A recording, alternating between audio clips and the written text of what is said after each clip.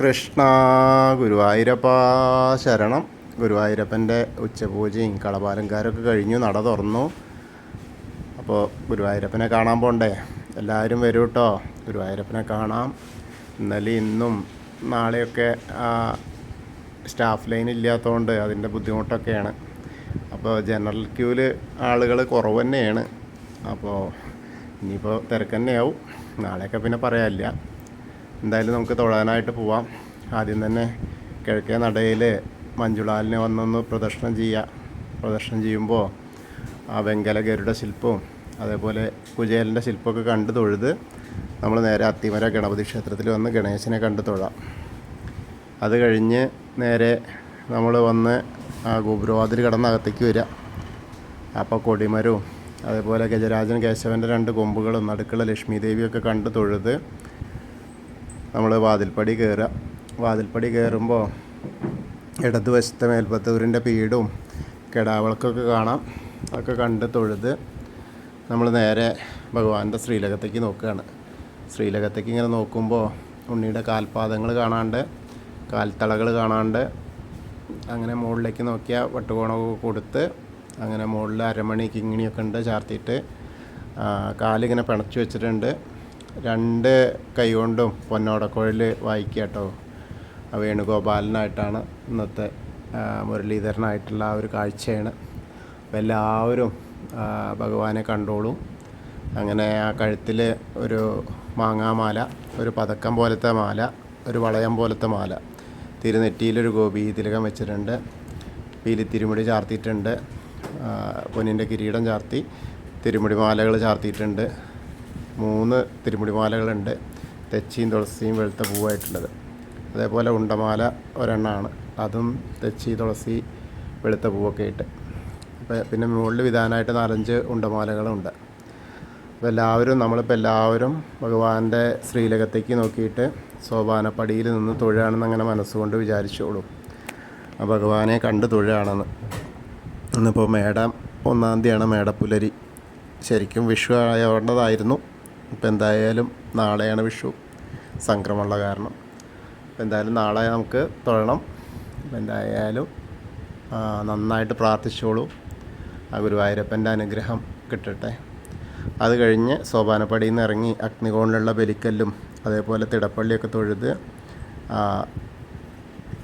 ഗോപുരത്തിൻ്റെ അവിടുത്തെ ആലിലക്കണ്ണനെയും കണ്ടു തൊഴാം. പിന്നീട് അങ്ങനെ സപ്തമാതാക്കളെയും കണ്ടു തൊഴുത് നേരെ ഗണേശൻ്റെ അടുത്ത് വരിക, ഗണേശനെ കണ്ടു തൊഴാം. ഏകദന്തം മഹാകായം തപ്തകാഞ്ചന സന്നിഭം ലംബോദരം വിശാലാക്ഷം വന്ദേഹം ഗണനായകം.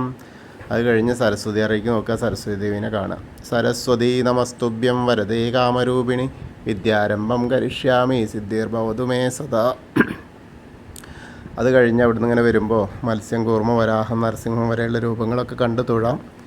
പിന്നീട് മേൽശാന്തിൽ അവിടുന്ന് അർച്ചന പ്രസാദം വാങ്ങാം. പിന്നെ ഗജേന്ദ്രമോക്ഷവും വാമനരൂപമൊക്കെ കണ്ടു തൊഴുത് അനന്തശായിയായ അനന്തപത്മനാഭനെയും കണ്ടു തൊഴാം. ഗരുഡനായിരിക്കുന്ന മഹാവിഷ്ണുവിനെയും കണ്ടു തൊഴുത് ശ്രീകോവിലിൻ്റെ പുറകുവശത്ത് വന്ന് സാഷ്ടാംഗം നമസ്കരിക്കുക. നമസ്കാരമൊക്കെ കഴിഞ്ഞ് മുകളിലേക്ക് നോക്കിയാൽ ഉഗ്രരൂപിയായ നരസിംഹസ്വാമിയെ കാണാം.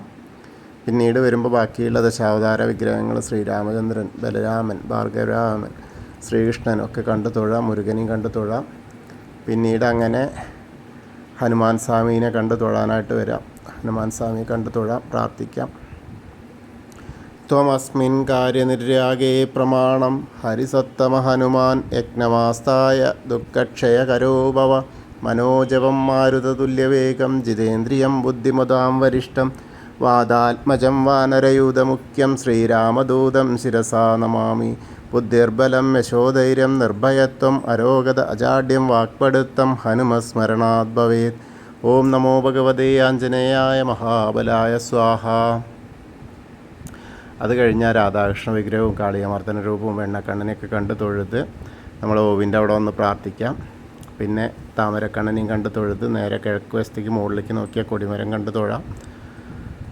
അത് കഴിഞ്ഞ് മണിക്കിണറും ഭഗവാന്റെ നൃത്താറിയും കിടാവിളക്കൊക്കെ കണ്ടു തൊഴുത് കുറൂരമ്മയും നാരദരെയും മേൽപ്പത്തൂരിനെയും വസുദേവരെയൊക്കെ അങ്ങനെ കണ്ടു തൊഴുത് നമ്മൾ വടക്കേ നടയിൽ കൂടെ പുറത്ത് വന്ന് ആ പ്രസാദ കൗണ്ടറിൻ്റെ അവിടെ നിന്ന് ചന്ദനവും തീർത്തും വാങ്ങാം.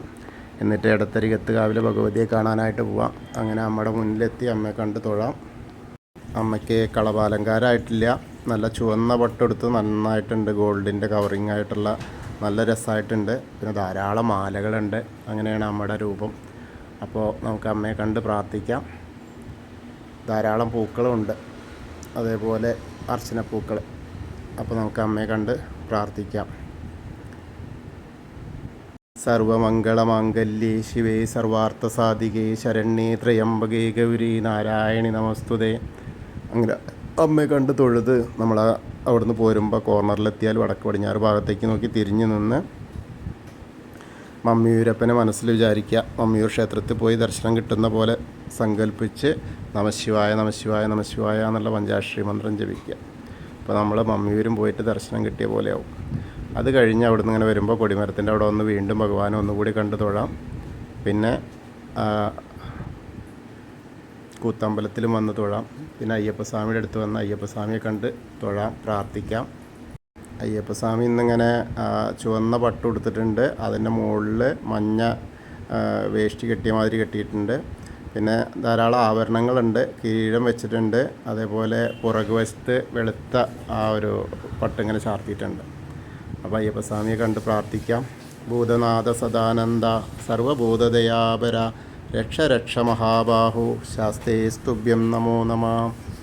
അത് കഴിഞ്ഞ് തൊഴുത് വന്ന് നേരെ പ്രദക്ഷിണം ചെയ്ത് പടിഞ്ഞാറ നടയിലുള്ള ദീപസ്തംഭത്തിൻ്റെ മുകളിലുള്ള വേണുഗോപാലിനെയും കൊടിമരത്തിൻ്റെ മുകളിലുള്ള ഗരുഡധ്വജനെയും കണ്ട് പടിഞ്ഞാറ നടയിൽ കൂടെ പുറത്ത് വന്ന് രുദ്രതീർത്ഥ കുളത്തെ പ്രദക്ഷിണം ചെയ്യുക. പ്രദക്ഷിണം ചെയ്യുമ്പോൾ നടുക്കുള്ള കാളിയമർദ്ദന രൂപിയെ കണ്ട് തൊഴാം.